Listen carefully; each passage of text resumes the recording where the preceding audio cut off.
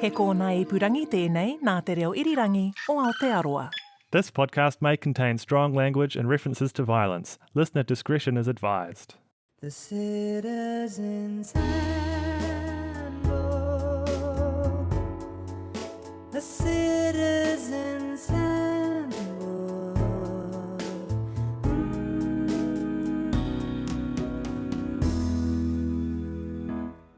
Kia ora koutou, no mai haere mai and welcome to the Citizen's Handbook podcast, the companion podcast to the Citizen's Handbook web series that you should watch. And if you haven't watched it, go do that right now.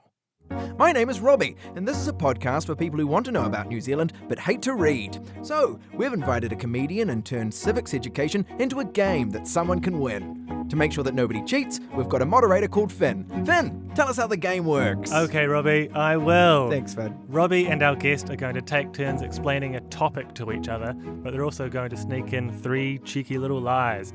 Whoever spots the most lies from the other person wins. Easy. Easy. Today, our special guest is Jamaine Ross, 1/3 of the sketch comedy trio Frickin' Dangerous Bro.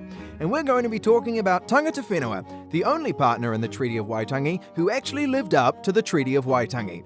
I'm going to be talking about He Whakaputanga, New Zealand's Declaration of Independence, and Jamaine will be talking about the exploits of Maui. There'll also be some lies to look for, hidden away like Wally at a red and white striped shirt convention.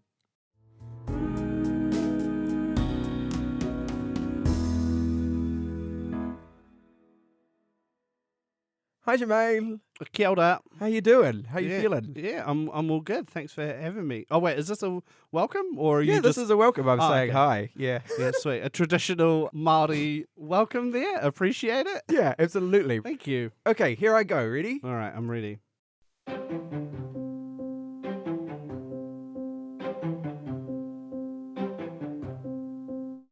New Zealand has its very own Declaration of Independence, by which I mean that the United Tribes of New Zealand have their own Declaration of Independence, by which I mean He Whakaputanga o te rangatiratanga o New Tirini. Way back in the early 1800s, things were going pretty well in New Zealand, although it wasn't yet called New Zealand, which is part of why things were going so well. Te Pahi, a northern rangatira, went to visit a guy called Governor King, who was the governor of New South Wales and not a king, and Te Pahi developed a pretty good diplomatic relationship with him. Then, Hongi Hika went to England and met with King George IV, who was the King of England and not a governor, and Hongi Hika formed a pretty good diplomatic relationship with him, and all in all, things were going well. Can I interrupt here? Yeah, go on then.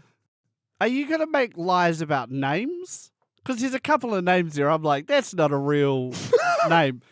King George IV. What if he's actually King George III? Like, that's like... That's unfair. Okay, I will say our lies aren't unfair, okay? Okay. Hopefully you're not going to want to hit me when you find out what the lie is. That's a good general rule of thumb. All right. Okay. Then, 13 senior rangatira from the north wrote to Britain's new king, William IV. Here we go. It is William IV. I'll just say that. And asked if he'd help them stop the French from taking over their land, and the British said sure, and sent over a Scottish guy called James Busby. Meanwhile, some northern iwi picked out a flag for the United Tribes of New Zealand to make it easier for them to trade with the Australians. Choosing the flag was actually surprisingly similar to the flag referendum we had in 2016, except it didn't cost $26 million, and they actually ended up with a new flag. 25 chiefs from the far north gathered in Waitangi to pick their favourite one. Just like the flag referendum in 2016, one of the flags even had a kiwi on a black background as part of its design, but sadly, it didn't come with lasers, so it lost out to a simpler flag that, for the listeners at home, looked exactly like this. To quote the ministry... Thank you, I like that joke. It's very pleased with Been my that joke. favourite joke so far. Thank you so much. To quote the Ministry of Culture and Heritage, Busby declared the chosen flag the national flag of New Zealand and had it hoisted on a flagpole to a 21-gun salute from the HMS Alligator. Unfortunately, the salute then set fire to the HMS Alligator and it was replaced by the HMS Crocodile. As well as being the bloke who presented the 3 flag options, Busby also started drafting a document which he told his superiors would be the most effectual mode of making New Zealand a dependency of the British Empire. But he accidentally ended up giving the United Tribes a document that totally confirmed their power. So, in 1835-34, Northern Rangatira went to Busby's house and signed He Whakaputanga o te Rangatiratanga o New Tirini. He Whakaputanga has 5 articles asserting that the mana and sovereign power in New Zealand resides fully with Māori, and that foreigners aren't allowed to make laws here, even if their name is Don Brash. In plain English, the 5 articles say the following. Number 1. This is a prosperous economy in a chiefly country, and we're the sovereign leaders. Number 2. We're the only sovereign leaders. No one else can make laws here or declare themselves governor unless we say so. Number 3. The British are allowed to make laws for their citizens so that they stop messing with our shit. Number 4. We're going to hold a meeting in Waitangi every autumn to enact our laws, and all the southern iwi are welcome to join us at any time. Number 5. We'd like to send this declaration to the King of England to say thanks for acknowledging our flag. Also, we'll totally look after the people you send over here, but we'd love it if you could protect our sovereignty if need be. By July 1839, 52 chiefs had signed He Whakaputanga, including Te Whirowhiro, who would go on to be the first Māori king. He Whakaputanga was also officially acknowledged by the British government. Put simply, the declaration said, "We'll look after the people you keep sending here, so long as you make sure nobody threatens our sovereignty." To which Britain said, "Absolutely, we'll definitely make sure nobody else threatens your sovereignty." And the Confederation of United Tribes said, "What do you mean by nobody else?" And Britain said, "Don't worry about it." He Whakaputanga is super important. It's a written document recognised internationally that says the United Tribes of New Zealand have authority over this land. It also made way for Te Tiriti or Waitangi, which is another super important document that Pākehā have mostly ignored. And that is He Whakaputanga o te Rangatiratanga o New Tirini.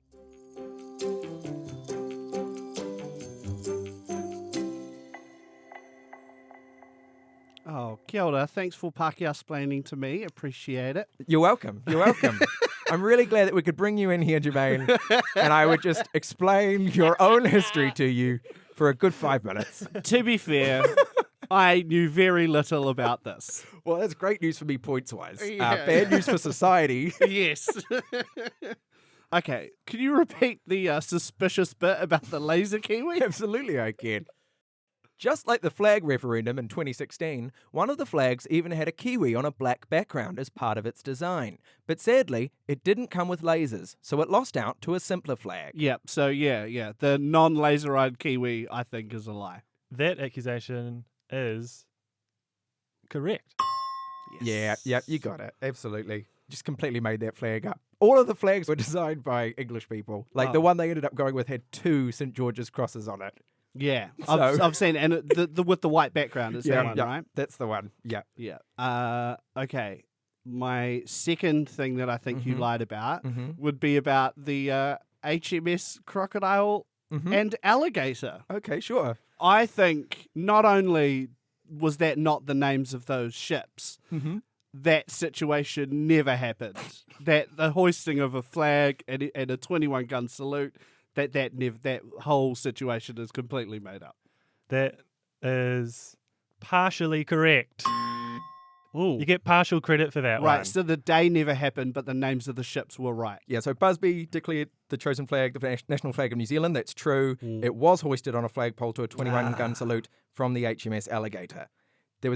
And it is called the HMS Alligator. All the ships from the time. What? Fuck you! What? Yeah. It is the HMS Alligator. Oh. All of them were named as though it was like 7-year-old boys naming their favorite thing. So there's like the HMS Alligator. One of our Governor Generals had the HMS Beagle because he The liked HMS that dog. Ninja Turtles. Ninja Turtle, HMS T-Rex. Oh yeah. my lord. But it didn't catch fire, and it wasn't replaced by the HMS Crocodile. But the rest of that is true. So Oh. half that history was made up. Yeah.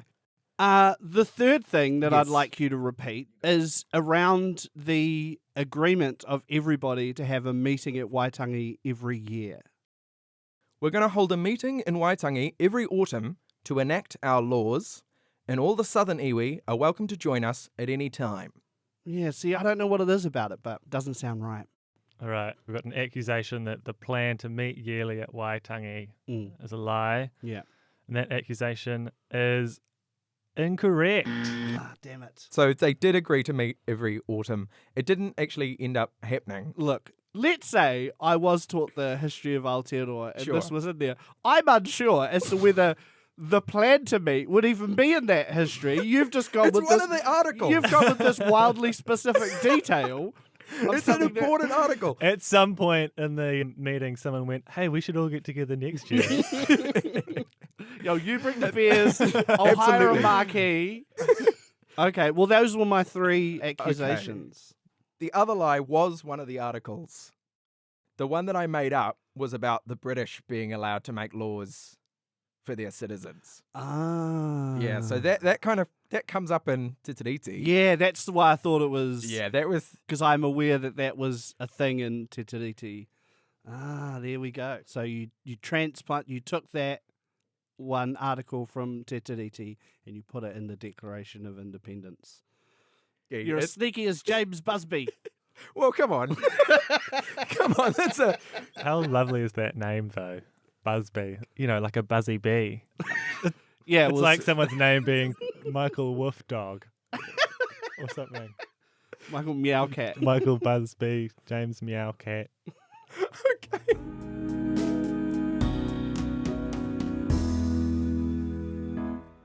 The round ends with Jamaine on 1.5 points. Do you reckon I can knock it up to 1.6?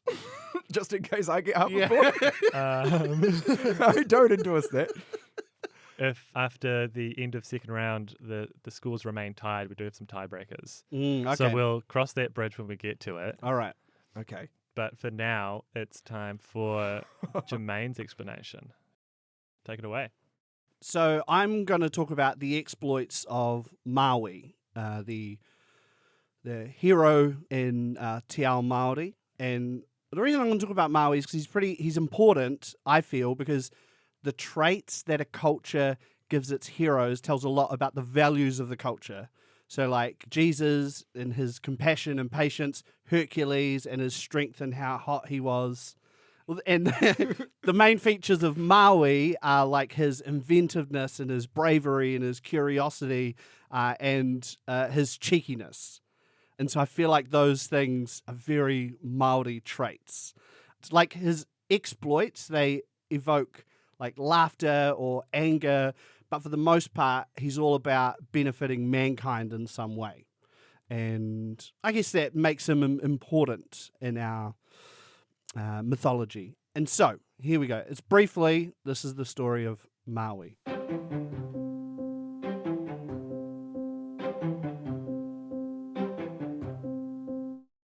First of all, when he was a baby, he was born prematurely. And his mum, Taranga, she thought he was dead. So she wrapped him up in her hair, her tiki tiki, and that's why he's known as Maui Tiki Tiki a Taranga. And she sent him out into the ocean. She gave him to Tangaroa. And then Tangaroa was like, oh, snap, there's a baby floating around here. I better look after this baby.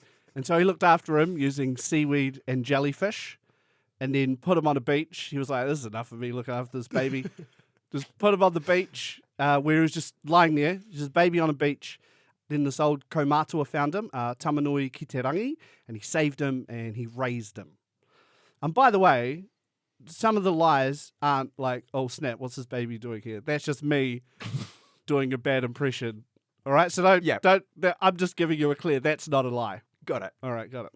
Then Maui invented shoes. When he got older, Tamanui ki te rangi was like, get out of here, mate. He was like, go back and find your people. So he went back home to find his whānau, which was a long journey. And on the way, there were 2 kereru who were like hassling him and just giving him shit, throwing berries at him and stuff. And he was like, oh, ho-ha about that. So he caught them and then tied them to the bottom of his feet as punishment. And that's why we have Air Jordans. Shout out to Maui for that. So he eventually found his whānau and lived with them. And then he fished up the North Island. His 4 brothers, who were also named Maui, so it was very confusing. They were dope fishermen, but they'd never let Maui like go fishing with them. So he was like, screw you guys. And he made some magical flax. And he took his nan's jawbone to use as a fish hook. And he hid in his brother's boat. So when they went out fishing, he jumped out and he was like, surprise. And they were like, oh, here we go. Bloody Maui sneaking on the boat. But they wouldn't give him any bait. So he punched himself in the face to draw blood. and he took the blood, put it on a special fish hook, and he chucked it in, reeled up the biggest fish of all time, and it got called Te Ika a Maui, the fish of Maui, but we all know it by its much more creative name, the North Island. And that's why we're able to record a podcast here today, because we're on the North Island. Shout out to Maui for that. Then he brought fire into the world. Like, fire already existed and people were using it, but Maui was like, where's fire come from? Like, he was looking at the fire. He was like, how's this get made? So he went and he put out all the fires just to see what would happen. And his mum was like, well, man, someone's going to have to go see our ancestress, Mahuika, to get some fire. And he was like, oh, that's how we get fire. So he was like, yeah, I'll go. And so he went to go see Mahuika in her cave, and she had fingernails and toenails made of fire. And she was like mostly fire. She was mostly a fire being. And he was like, yo, hook us up with some fire. And she was like, all right. She gave him one of her fingernails. But when he left the cave, he was a bit clumsy and he dropped it. And he was come back and he's like, oh, yo, can I have another? Sorry, I dropped that one. Can I have another one? She was like, all right, here's another one. And he left and he dropped it again. He just kept dropping them until she only had one fingernail left. And then she got real mad at him. She was like, you keep dropping all the bloody fingernail fires, mate. And then so she tried to set him on fire, but he flew away. Oh, because he's also a bird sometimes. So she threw her last fire toenail, hit some trees, and the trees like held on to the fire. So Maui was like, yo, we can just make fire by rubbing sticks from these trees together. And so that's why fire is in the world, instead of us having to go see Mahuika every time we run out of fire. So shout out to Maui for that. Then he wanted days to be longer so that him and his brothers could have more time to make hangi. So him and his brothers, they travelled to the edge of the land. They were flat earthers, by the way. So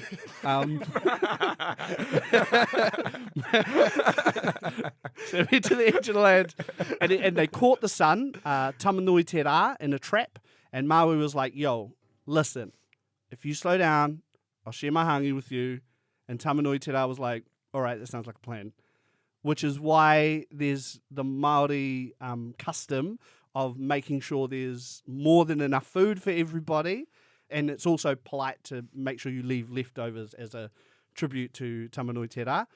And now the days are 24 hours long instead of 2 hours long. So shout out to Maui for that. Then Maui invented the first dog. He was hanging out with his brother-in-law, Irawaru. They were on a fishing trip, and Irawaru was being like mad lazy. So Maui was like, yo, you're lazy ass, knocked him out, and stretched out his arms and legs and his face and turned him into a dog, which is why I have a cute French bulldog named Mo. So shout out to Maui for that. Then Maui was like, you know what? We should all be immortal. We shouldn't have to die. So his dad was like, okay, we'll go see Hinenui Te Po, the goddess of the night, because that's where humans go when they die. So Maui went to go see her, but she was asleep when he turned up. So he was like, well, I know where babies come from. So if I take the reverse journey through Hinenui Te Po, maybe I can make us immortal. So he crawled in Hinenui Te Po's vagina, but when his body was halfway in, his mate who was watching, who was a piwakawaka, a bird, he was looking on and he was like, yo, this is hilarious. And he started laughing, and Hinenui Te Po woke up. She was like, what the hell's going on? And looked down, saw Maui halfway in, clamped her leg shut, cut him in half, and the piwakawaka probably stopped laughing at that point. He was like, oh, that's my buddy. He's dead now. Which is why we are not immortal and we can die. So shout out to Maui for that. And that is the life and times of Maui.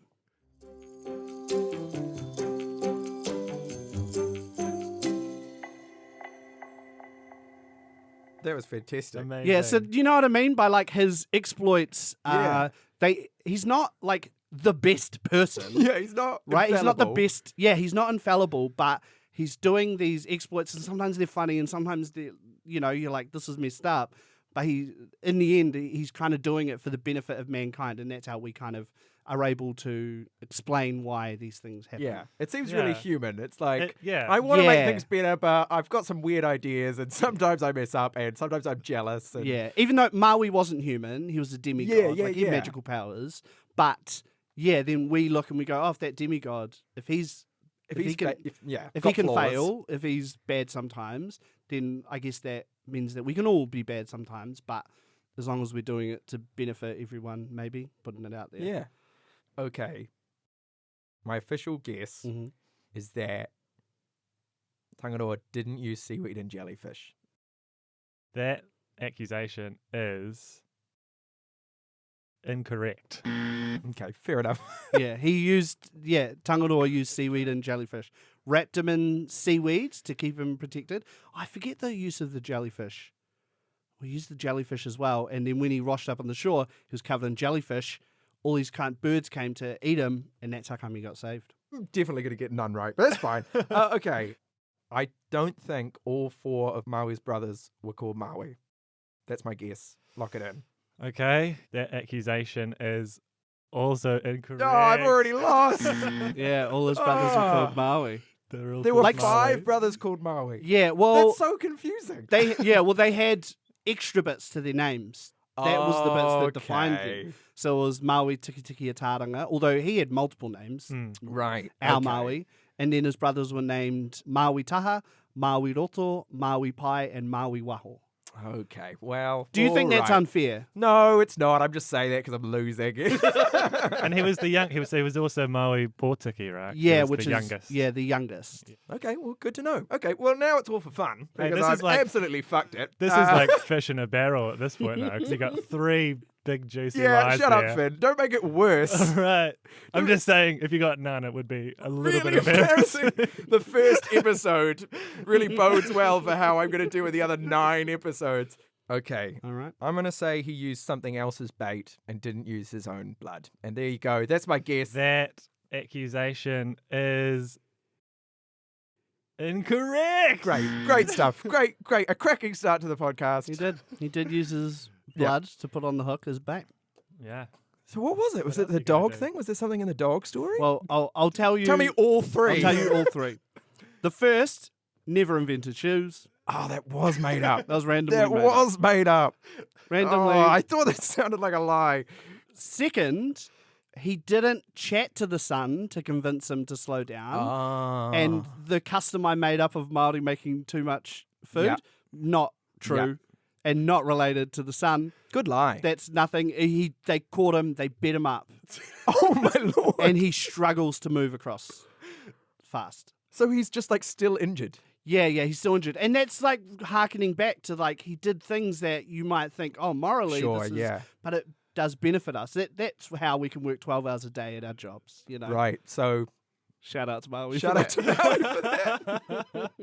And the third one is Yeah. when he went to Mahawika to get the fire, Yeah. he didn't drop it by accident. It was all on purpose. Right. So he dropped it, or he'd put it out, and then he'd be like, I'm going to go back and get more, because he wanted to know where she got her fire from. So we wanted to know if she runs out of all her fingernails, now what does she do? Yeah, now what happens? That's quite scientific, and I kind of support that. I also want to know where that comes from. Yeah. If she loses all her fingernails, is that it? No, yeah, She- well, we don't know because she ended up. Because she interrupted Maui's scientific Yeah. exploration. She put fire into the trees, so the trees were able to Right. create She was fire. like, that's the end of that. She was like, I've got no fire left, but Yes. there's fire in the I trees. should have got that one because my stage debut at the age of 5 Mm. was as fire in a presentation of that specific myth. Oh, Well, I'm really embarrassed and feel bad.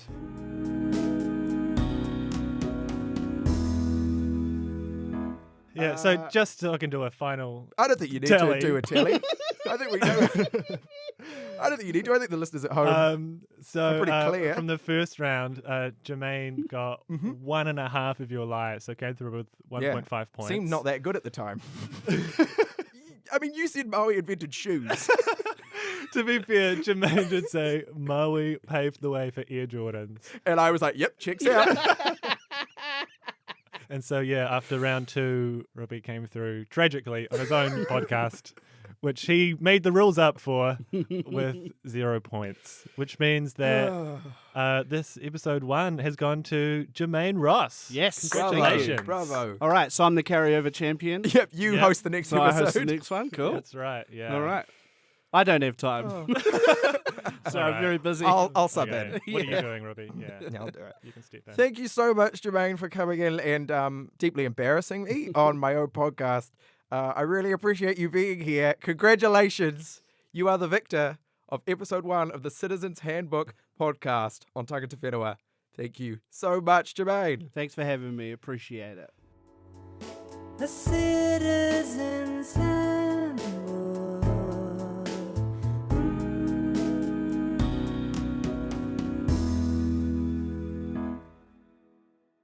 If you liked this podcast, you'll love the web series, The Citizens Handbook, and you can find it at rnz.co.nz. The Citizens Handbook podcast was researched and written by Phineas Teppert and me, Robbie Nicol. It is produced by Izzy Walton and Kevin & Co. The technical producer is Tim Batt. RNZ supervising producer is Justin Gregory, and RNZ senior commissioner is Kay Elmers. Tim Watkin is RNZ's executive producer for podcasts and series. This podcast was made possible by the RNZ and NZ On Air Innovation Fund. You can subscribe to this and every other RNZ podcast at Apple, Spotify, and other podcast providers. Please give us a rating. That way other people get to hear about the show.